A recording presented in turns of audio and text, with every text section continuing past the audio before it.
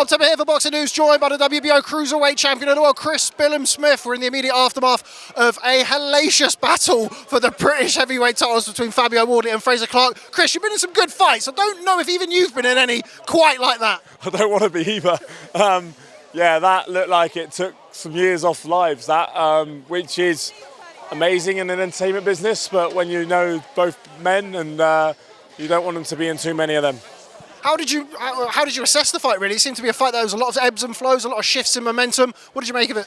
I thought, Frazer was doing more consistent work, but then Wardley would land big, really big, and buzz him up a bit.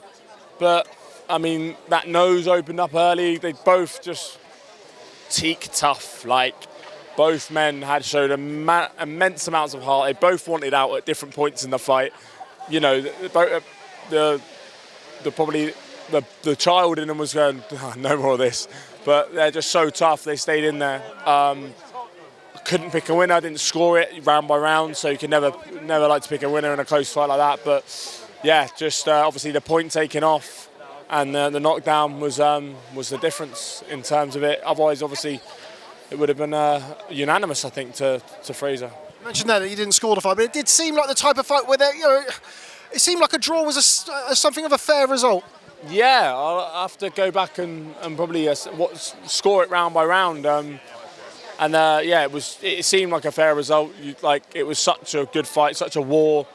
Obviously, they don't get to leave with a belt, but they both get to leave with their unbeaten records intact. And that it might be a consolation at least, and no one deserved to lose that fight. Your trainer Shane McGuigan just said to me that he thinks that it may be the best fight that he's ever seen live. It's not Shane for engage in hyperbole, of course, but how does it sit with you with the fights that you've seen? Is it up there for you? Yeah, I don't know where it's the atmosphere as well, and I'm sat right in the ringside, phenomenal, just heart shown. Trying to think what other fights I've seen. I've seen some good fights live, but yeah, that one for me is definitely up there. Just last quick couple from me, starting with the Cruiserweight division, Lawal and Vidal Riley. Vidal Riley winning a wide decision there. What did you make of his performance? It did what he had to do, it seemed. It wasn't, never set the world alight, but he got a win against, a guy I think people expect him to beat. But I think people wanted to see more of an attempt like Isaac. When Isaac beat him, he really put it on him and tried to go through the gears as much as he could. But yeah, he obviously just sort of moved around and flicked the jab out quite a lot. And yeah, I think I want to see more from Vidal because I believe he's got more. I believe he's got a lot more in him. And I don't know what it is, but I don't know what it is that's holding him back, but I want to see more from him.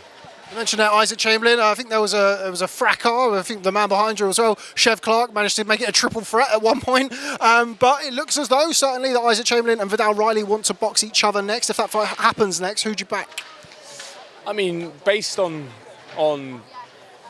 performances over the last year or so, I'd pick Isaac. He seems, and confidence-wise, he seems more confident in whether that's his chin or going through the gears, his engine, all that. You gain a lot of confidence going 12 rounds in a fight like the fight with me because it's a back and forth fight, real high pace. So you gain a lot of confidence in your ability to, you realise you can go there, whereas Vidal hasn't had that yet.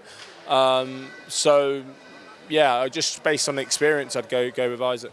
Just final one on yourself. Seen Richard Riakporhe as well doing the rounds. We are waiting an announcement for your bout with him. What can you tell us?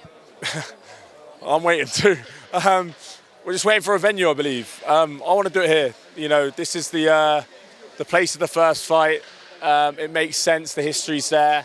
We can't do AFC Bournemouth, which is a shame in a way because of it's basically because of the time of year. They can't do the pitch, but let's do it back here. What a venue it is for a big event. It'll be another big event like it was tonight.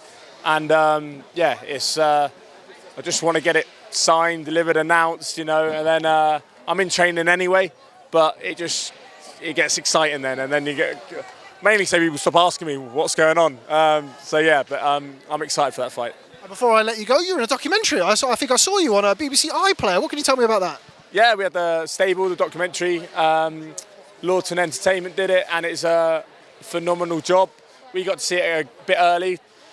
Don't know whether it's just to show us it or to make sure we haven't got any problems, but no, a phenomenal documentary of the life of all of us inside the McGuigan's gym, the ups and downs of boxing.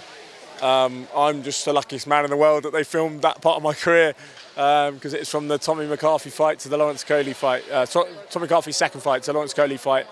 In that time, obviously, had some wicked fights, also had a baby as well. So I've got that documented, so I'm very fortunate. And the rest of the gym are just, you get to see the characters behind it. Ellie Scotney's absolutely hilarious in it, although her language is a bit bad, but she's brilliant. You get to see the characters and what goes on behind the scenes and the ups and downs of the sport. And recommend it even for non-boxing fans. I've had loads of messages from people that are, non-boxing fans, and they're like, oh, I've watched that. And they really enjoyed it. Stable, the boxing game, available now on BBC iPlayer. I'm going to go because you've got Josh Pritchard and, of course, your stablemate Lee Cutler eagerly awaiting you to go back there. So, Chris Billam-Smith, thanks very much for speaking to Boxing News. We'll see you tomorrow live at 5 p.m. on Boxing News YouTube channel for The Boxing Show. See you then.